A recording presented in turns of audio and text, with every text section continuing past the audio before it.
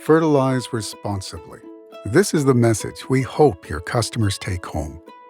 Together, we can all keep unnecessary pollution out of our water bodies.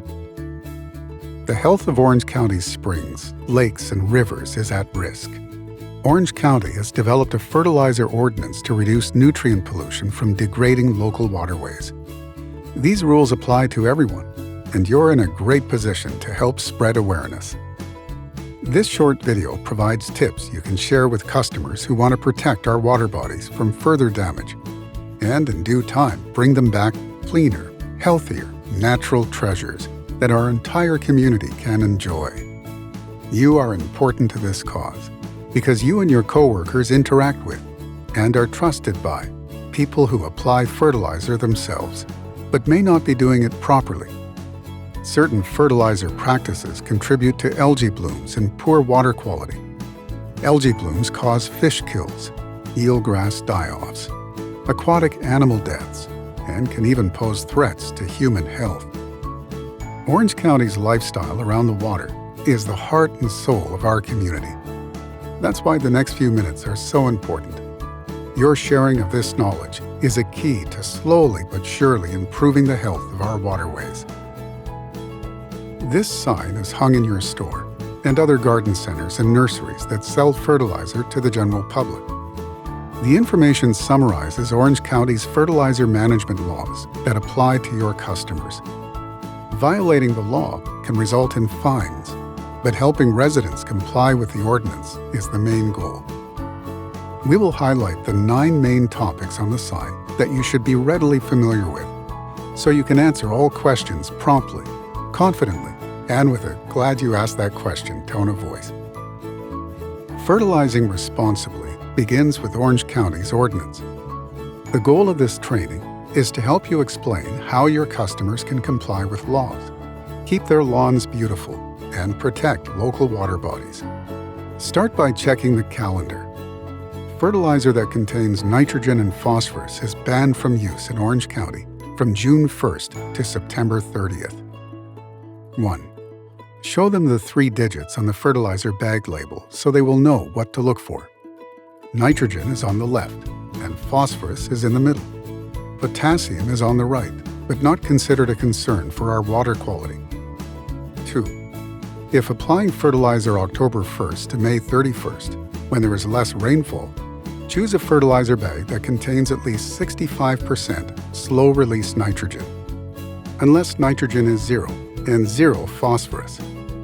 Phosphorus fertilizer is never approved for use in Orange County, except in certain cases.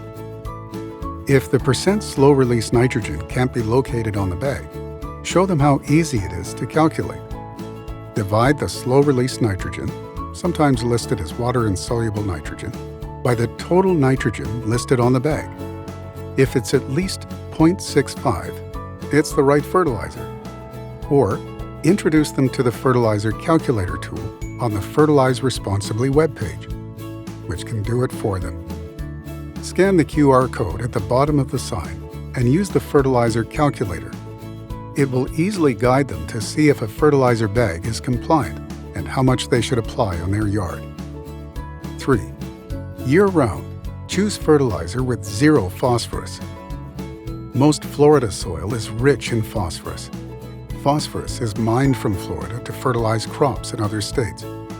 By law in Orange County, phosphorus can only be applied if a soil or plant tissue test shows you need it.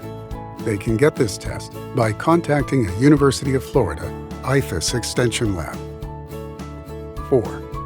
Limit each application to 1 pound of total nitrogen per 1,000 square feet of yard, and no more than 3 pounds per year. Homeowners can watch a helpful video on the Fertilize Responsibly webpage that shows them how to measure their yard. If they live in a neighborhood that has reclaimed water as a source for irrigation, tell them that reclaimed water already contains nitrogen. They may not need to add much or any nitrogen.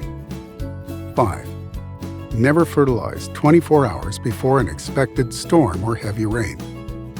Rainfall at any time of the year, whether from typical summer showers to tropical storms, will wash fertilizer off your grass, down the storm drain, and into our springs, lakes, and rivers.